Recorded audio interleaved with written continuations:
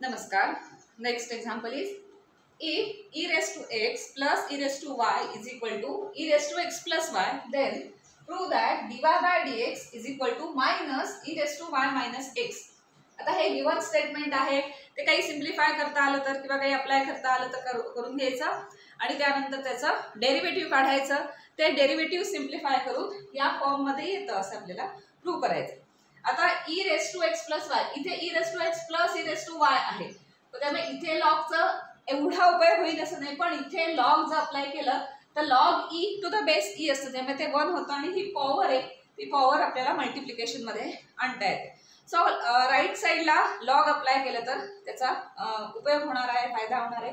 त्यामुळे आपण दोन्ही साईडला लॉग अप्लाय करून घेऊ, म्हणजे थोडं सिम्प्लिफाय होईल आणि मग जाऊन डेरिव्हेटिव्ह घ्यायचं. So given that e raised to x plus e raised to y is equal to e raised to x plus y. So applying log on both sides, we will get log of e raised to x plus e raised to y is equal to log of this e raised to x plus y. म्हटलं तसं left साइडला काही फार simplify वगैरे होणार नाही, पण right side simplify होणार. लेफ्ट साइड मध्ये e raise to x into e raise to y असतं तर आपल्याला प्लस म्हणता आलं असतं, लॉग प्लस लॉग, पण इथे ऑलरेडी प्लस आहे त्यामुळे अजून काही होणार नाही, हे तसंच आहे. Therefore log of e raise to x plus e raise to y is equal to, ही पॉवर आहे ती इथे येणार मल्टिप्लिकेशन मध्ये x plus y into log e, पण log e to the base e असतं नॅचरल लॉग, त्यामुळे ह्या सगळ्याचं आन्सर किती असतं, 1 आन्सर असतं. Therefore हे सगळं 1 होईल, म्हणजे एवढंच राहणार आहे. Therefore log of e raised to x plus e raised to y is equal to x plus 1. So इथपर्यंत सिम्प्लिफाय केलं. आता ह्या स्टेजला आपण डेरिव्हेटिव्ह घेऊ शकतो. सो आता डेरिव्हेटिव्ह घेऊया. अजून एक सिम्प्लिफाय म्हणजे y इथे एकच इथे ठेवायचा आणि x जर आपण इकडे आणला तर तो येणार आहे मायनस एक्स म्हणून येणार आहे, म्हणजे मग dy बाय dx एका साईडला राहील. सो y इथे ठेवायचं आणि x इकडे आणायचे मायनस करून. सो y इथे आपण पहिलं लिहू. Therefore y is equal to left साईडला dy बाय dx लिहायला, बाकी काही नाही, राईट साईडला लिहिलं तरी हरकत नाही. Log of e raise to x plus e raise to y, ही टर्म मायनस ही टर्म मायनस x. आता आपण डेरिव्हेटिव्ह घेऊ differentiating on both side. Left साईडला काय मिळेल, y चा डेरिव्हेटिव्ह y डॅश और dy by dx is equal to, आता लॉगचा डेरिव्हेटिव्ह घ्यायचंय. लॉग ऑफ नुसतं x असतं तर 1 अपॉन x आलं असतं, पण आतमध्ये डिफरंट फंक्शन आहे, त्याचं चेन रूल प्रमाणे मल्टिप्लाय करावं लागेल. So log of this function derivative घेऊया आपण एक step. dy by dx of log of e raise to x plus e raise to y minus dy by dx of x.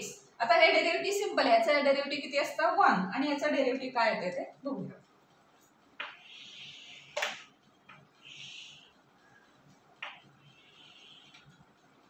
So dy by dx left साइडला dy by dx is equal to derivative of log, log म्हणजे काय 1 upon e raise to x plus e raise to y into chain rule dy by dx of e raise to x plus e raise to y minus याचा derivative dx by dx म्हणजे 1 minus 1.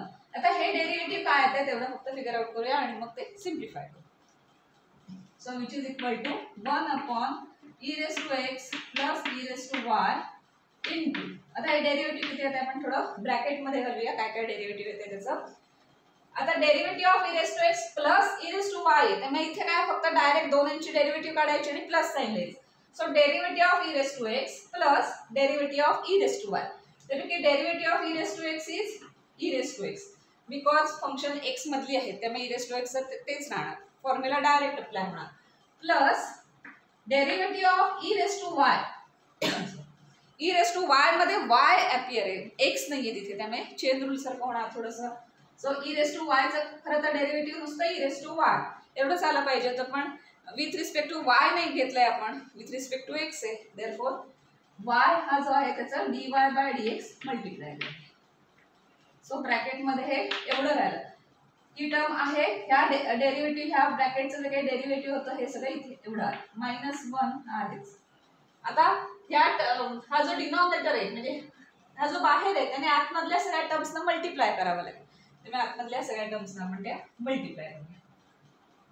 So that will get, या टर्मने ह्याला multiply करू म्हणजे numerator मध्ये e⁻x upon denominator मध्ये e⁻x plus e⁻y, याने याला मल्टिप्लाय केलं प्लस साइन याने याला मल्टिप्लाय करायचं e⁻y upon e⁻x plus e⁻y dy by dx. Simple नुसतं मल्टिप्लिकेशन करायचं, ब्रॅकेटच्या बाहेर कॉमन टर्म आहे त्याने आतमध्ये मल्टिप्लाय. -1 हे आहेच आणि लेफ्ट साइडला काय आहे dy बाय dx. आता आपण असं करणार आहोत, dy बाय dx च्या टर्म्स एका साइडला आणायच्या आणि उरलेल्या टर्म्स तशाच ठेवायच्या. सो आपण ही जी टर्म आहे ती सगळी इकडे आणू. That implies dy by dx आणि ही dy बाय dx ची टर्म आहे ती मायनस होऊन येईल, minus e⁻y upon e⁻x plus e⁻y dy by dx is equal to right साइडला काय काय राहिलं e⁻x upon e⁻x plus e⁻y -1. आता फक्त अल्जेब्राइक सिम्प्लिफिकेशन आहे. ऍक्च्युली आता डेरिव्हेटिव्ह किंवा त्याचे फॉर्म्युले आता हे काही लागणार नाही फार, आता सिम्प्लिफिकेशन आहे. अल्जेब्राइकली सिम्प्लिफाय करायचे टर्म्स, ते सिम्प्लिफाय करत करत एवढा आन्सर येतं हे आपल्याला प्रूव्ह करायचं.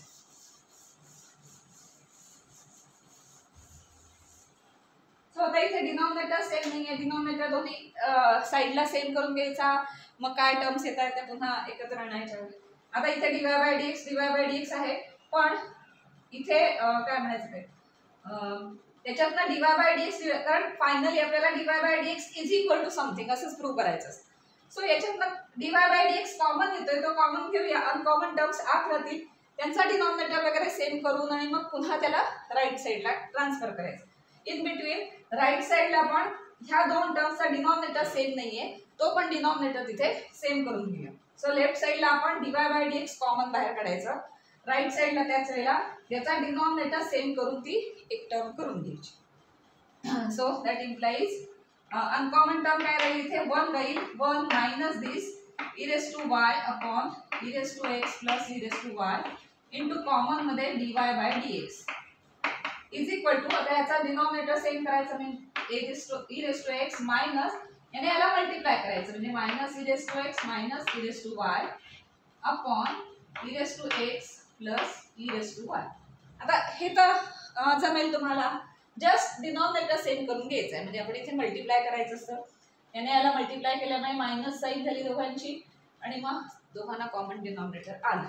सेम इथे पण तेच करायचं. हा जो डिनॉमिनेटर आहे तो ह्या 1 ला नाहीये, त्यामुळे याला मल्टिप्लाय करायचं आणि मग सगळं ते करायचं. लेफ्ट साइडला काय होणार मग की 1 ला मल्टिप्लाय करायचं. So e⁻x plus e⁻y minus e⁻y, कारण इथे मल्टिप्लाय करणार आपण, सो प्लस होणार आणि हे मायनस e⁻y आणि upon denominator e⁻x plus e⁻y आणि कॉमन याला काय आहे dy बाय dx आहे बाहेर इज इक्वल टू, आता इथे काय काय राहिलं बघूया, e⁻x गेले मायनस e⁻y राहिले minus e⁻y upon this is e⁻x plus e⁻y. So right side एवढीच राहिली, बाकी कॅन्सल झालंय आणि लेफ्ट साइडला एवढं. तर लेफ्ट साइडला काय काय कॅन्सल होत आहे, e⁻y गेलं, देयरफॉर न्यूमरेटर मध्ये e⁻x upon e⁻x plus e⁻y into dy by dx is equal to right side is minus e⁻y upon e⁻x plus e⁻y. आता आपल्याला फायनल व्हॅल्यू कशाची काढायची असते तर dy by dx. So dy by dx फक्त left साइडला ठेवायचं आणि बाकी सगळं राइट साइडला ट्रान्सफर करायचं. आता बघितलं तर न्यूमरेटर डिनॉमिनेटरची एक टर्म आहे ती इथे जाताना कशी होणार आहे, डिनॉमिनेटर न्यूमरेटरला जाईल, न्यूमरेटर डिनॉमिनेटरला जाईल. So that implies dy by dx is equal to, ही टर्म तशीच राहणार minus e⁻y upon e⁻x plus e⁻y into ही टर्म इकडनं येताना याचा डिनॉमिनेटर न्यूमरेटरला जाईल आणि याचा न्यूमरेटर येतो इथे डिनॉमिनेटरला येईल. सो काय काय कॅन्सल होईल, ही सगळी टर्मच्या टर्म ही सगळी टर्म कॅन्सल होईल, काय राहील मायनस e⁻y आणि upon e⁻x. Therefore dy by dx is equal to minus e⁻y upon e⁻x. पण बेस सेम असतील तर इंडायसेसची जशी ॲडिशन होते तसंच बेस सेम असेल आणि डिव्हिजन असेल तर इंडायसेसची सबट्रॅक्शन होते, ही माहिती आपल्याला त्यामुळे मायनस साइन आहेच कॉमन बाहेर, पण e raise to y upon e raise to x can be written as e raise to y minus x, न्यूमरेटरचा इंडेक्स मायनस डिनॉमिनेटरचा इंडेक्स. असं मीन्स काय मिळालं आपल्याला, dy by dx is equal to minus e raise to y minus x. आणि तेच आपल्याला prove करायचं होतं आणि हे इथे प्रूव्ह झालेलं आहे.